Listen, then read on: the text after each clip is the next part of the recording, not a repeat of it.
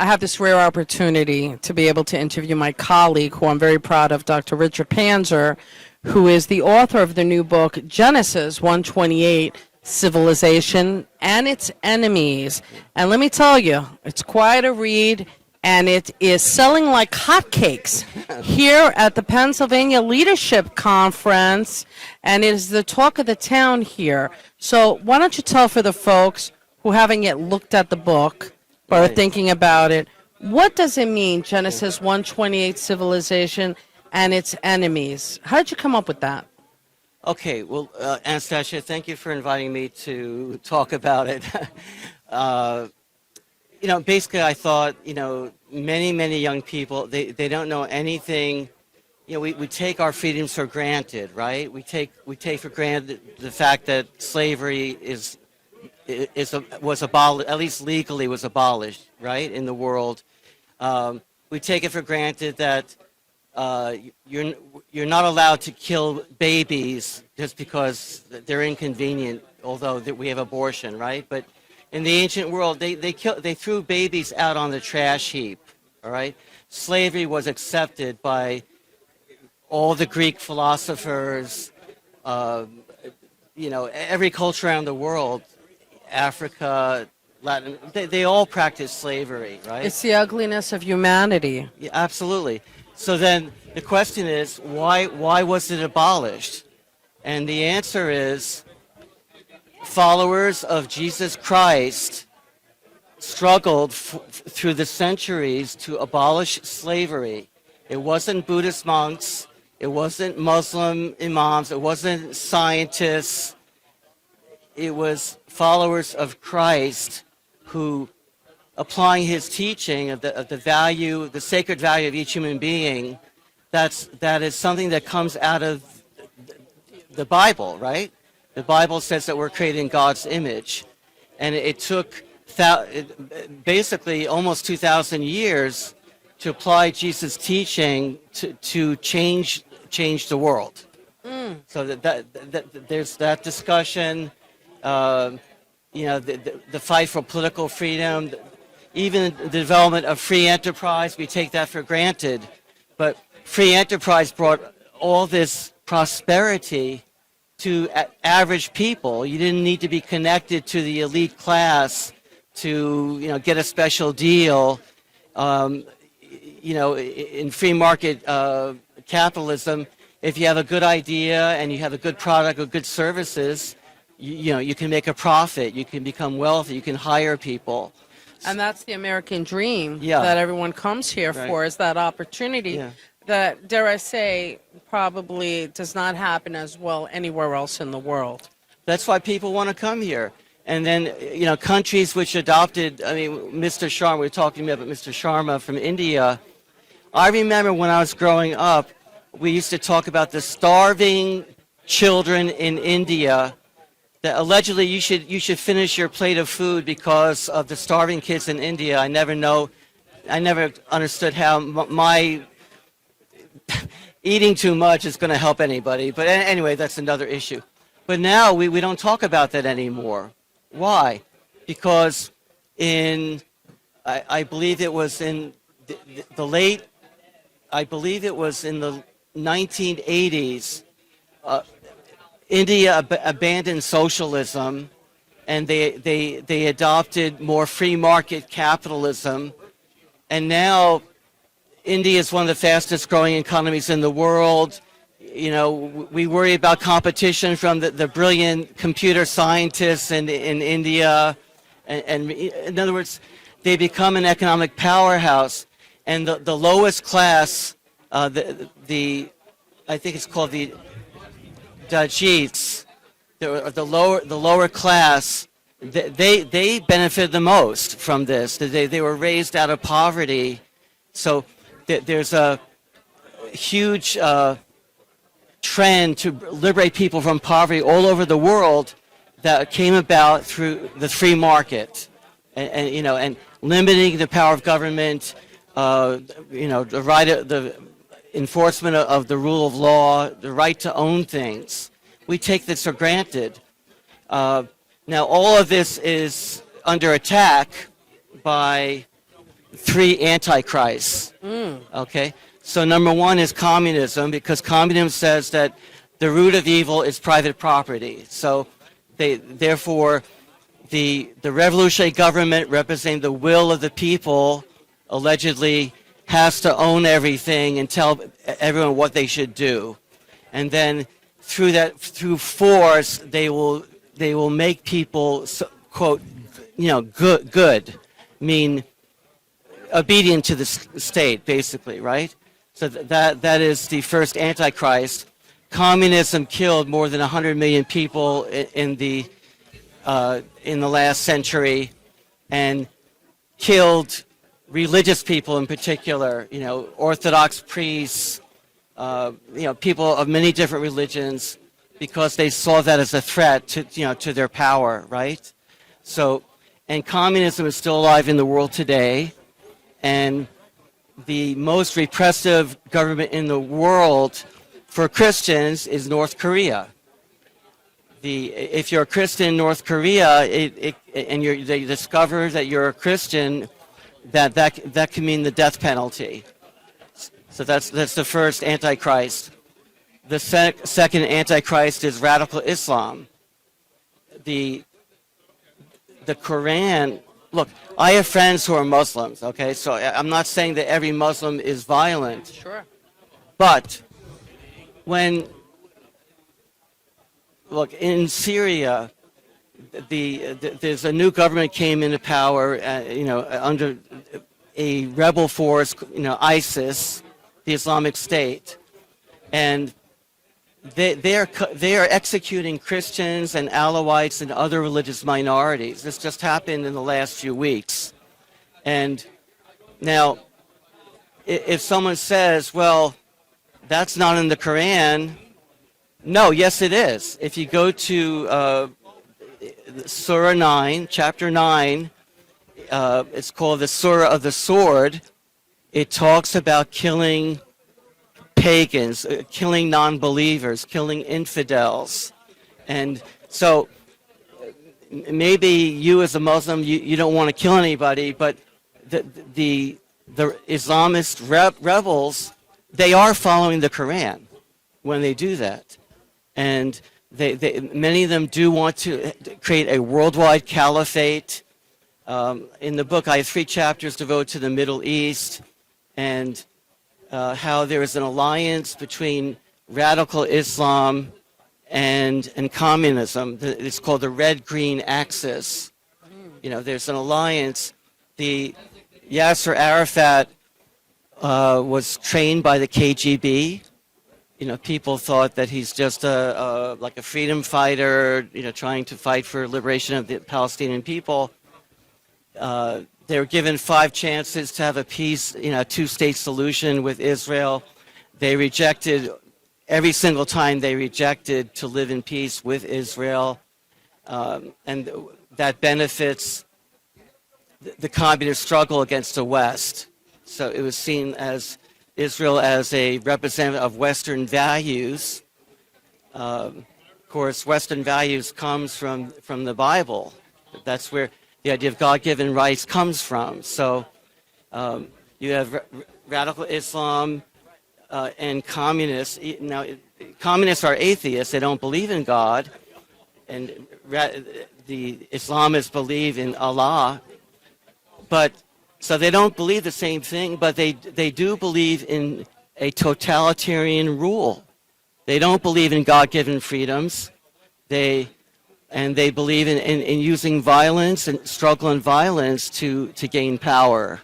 It's very interesting to say that, because when God created in 7 days, the earth and man and all that, he had a choice to make, which was, do I want to have, human beings, my children, to love me emphatically? Right. Or do I give them freedom of will? Right. And in his infinite wisdom, he gave us freedom of will that can only be given by God. Another example of that. And so we see in what you're saying right now, in the 2 that you described, the evils of the radical Islam and in communism, that how does the government think that they can take away our rights, being their people's rights, when God Himself provided that.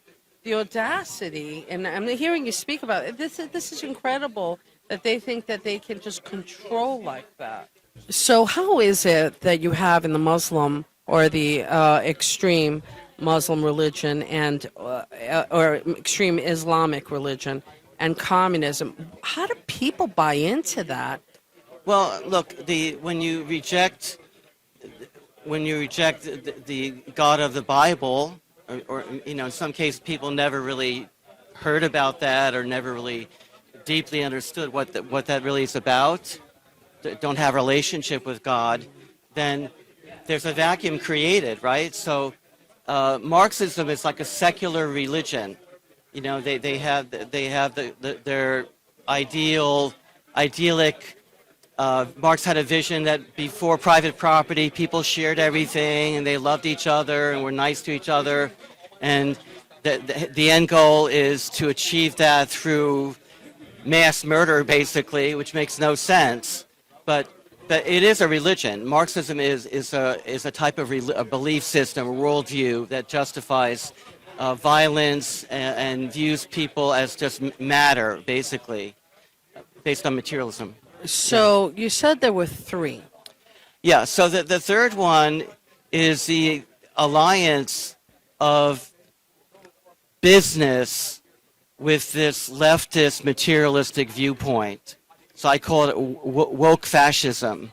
So you have the government and businesses colluding to impose these post-Christian beliefs like transgenderism, the racist ideology, white people are evil, that type of ideology that is against, that is a racist belief, right? Right. To think all white people are evil, that is an example of a post-Christian belief that almost took over our country, during the riots in 2020, right?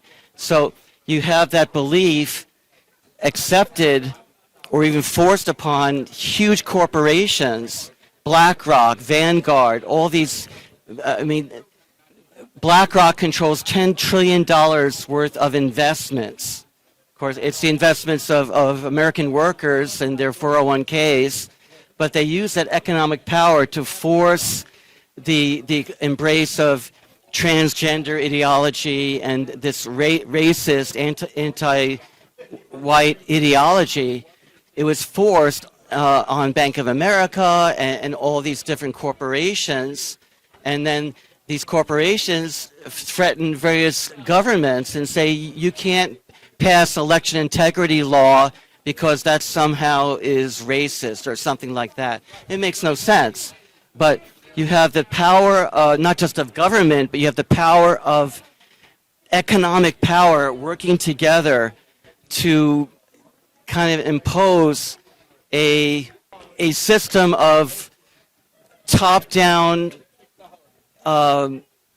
tyranny that has no respect for the Bill of Rights, no respect for the idea of God-given rights. No, it's no. We can take away your land. The Green New Deal. They can do whatever they can stop you from building something. They can take your property away in the service of this alleged climate catastrophe, which is just climate alarmism, propaganda, using fear. We saw this with the COVID-19 lockdowns. They used fear, propaganda, the fake authority, using the authority of so-called science, which, when challenged by real scientists and by real medical doctors, they censored those doctors.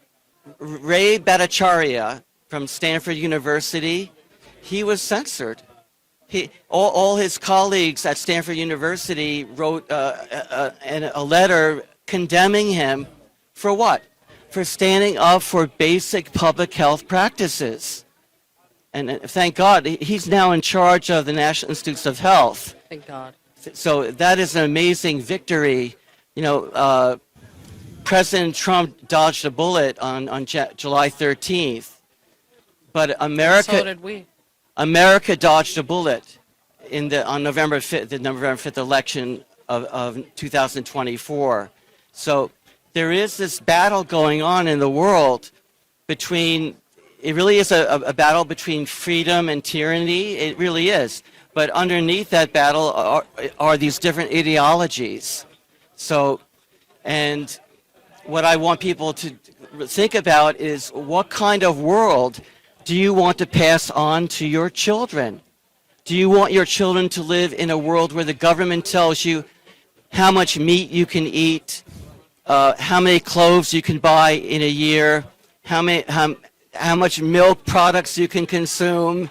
I mean, how far you can drive your car, what kind of car you can drive if you are even allowed to have a car.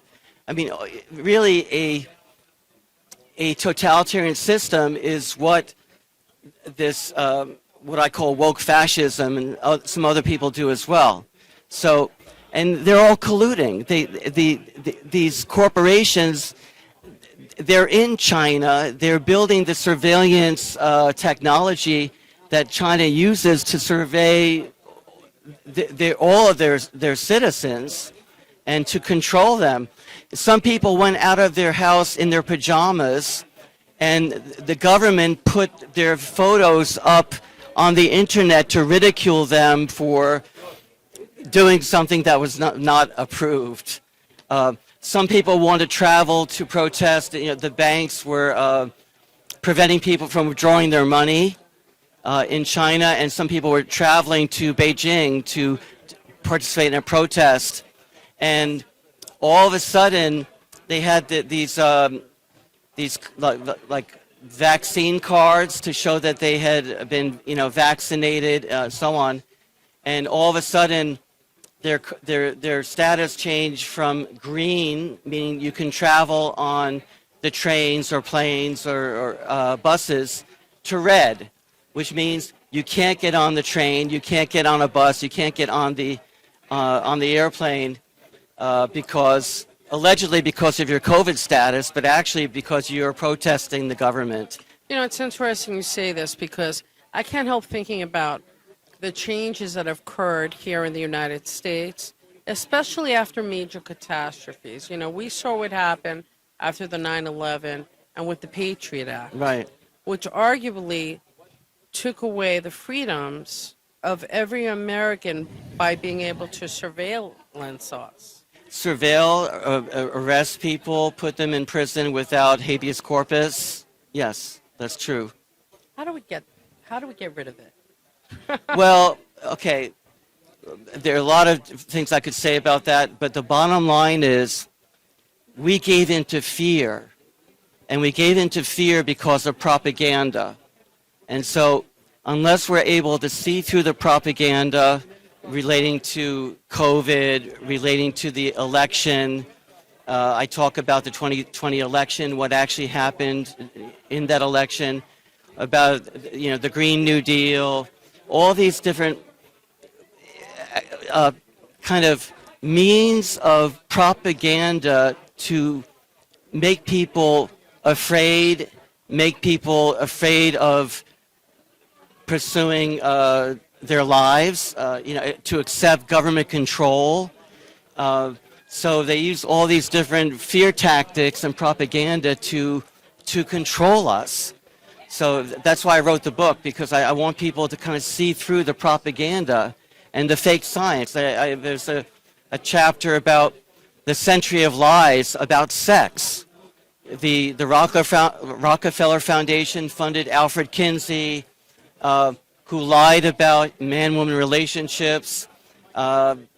There's John Money, the psychologist at Johns Hopkins University, who promoted the transgender surgery, and he was photographing this boy who he transitioned to be a, quote, girl, and forced him and his brother to have sex. He filmed it.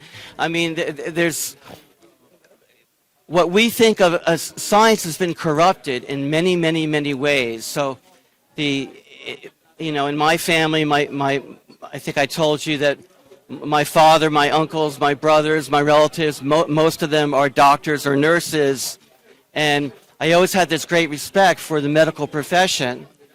But now my eyes have been opened how the medical profession has been contaminated and has been undermined, and there are a lot of falsehoods, a lot of lies. The research about COVID was suppressed. Pfizer Corporation hid adverse effects from the public. They did a smear campaign against hydroxychloroquine and ivermectin. I mean, these people, they have a lot of power, they have a lot of money, and they use it to bully people and to, the idea of medical autonomy is something that is, I would say most Americans believe our bodies are sacred. If you're a Christian, you believe my body is a temple of God. I should not put anything into it that would defile it, right? Right? Or at least you should have the choice. You have the choice to decide what type of medicine you want to take, what type of medicine your children should take. And yet the American parents are being bullied to force their children to take so-called vaccines. The COVID vaccine is experimental mRNA drug. It doesn't prevent infection. It doesn't prevent transmission to other people. And it has basically zero value for children, have zero risk unless they have some, disease or, a pre-existing disease. There's no reason for a 2-month child, to be given that, that concoction. And there were... Absolutely, and here's the horror also. You give your child, you listen to the doctor, they force you to get, your child to get something like that. Right. And then they have repercussions or neurological damage or lifelong chronic illness as an outcome. Now, there's no accountability there, and who's stuck trying to deal with this for the rest of their lives? The parent. The parents spend the rest of their lives because they trusted authority figures. Look, I have a lot of respect for medical doctors. There's some wonderful doctors out there. But unfortunately, many medical doctors just accept whatever the CDC says, and then you find out they don't even do long-term studies on the effect of these vaccines, and then they give, some cases, 10 or 20 vaccines within a very short time period on a little child. It is really demonic. It is evil. It is evil. So I think we've had a respect for so-called the science. So I have 2 chapters about the COVID policies and how they destroyed health, they destroyed businesses, they destroyed the education of young people all over the United States who lost years in their education. Some of them will never be able to regain that. So I think, in a way, all of us were very disappointed when Donald Trump was not re-elected in 2020. Because I believe there was election. I have 2 chapters about the election in 2020. But we lived it, folks. Yeah, we went through that. But that was I would say, the price of us learning how infected our government is. And also how many churches are infected too. Many churches, they're more focused on teaching what's popular or culturally accepted than teaching what the scripture says. Right. So, you know what? I think that that your book here has a laser focus on this entire experiment of what we went through. But going back to COVID, they try to break us. They wanted to see how far can we push society in control. And I honestly don't think that they realized what they would get instead. Yeah. And I think that they woke us up, the people in the middle who are Right. who are busy working and busy, and they said, what the heck is going on here? This ain't going to happen again. And I think that's why they can't pull another one on us. I believe you're right. I pray that you're right. It's interesting. Committed Christians had a higher rate of rejecting the COVID vaccine. Isn't that interesting? Not surprised. Because they knew, maybe intuitively, that there's something wrong here, and I shouldn't just believe whatever I'm told by the government, particularly when it's dealing with my child. Yes. Yeah. Well, listen, we're excited. And how can the folks get a copy of your book? They go to gen128civilization.com, and so GEN128civilization.com, and you can see you can order it online, and I think you'll find it interesting. $20 for this. Are you practically giving it away? Because it's such great knowledge. Should have been $100, but that's okay. You put it out there ready to the folks. It was very kind of you. And we're excited, and thank you. And I'm very honored to have you as a colleague on the MAGA Kingdom Report. Okay, well. So when you see Richard not on the show, he's absolutely covering massive projects like this. So we're grateful. Thank you, Anastasia. Thank you.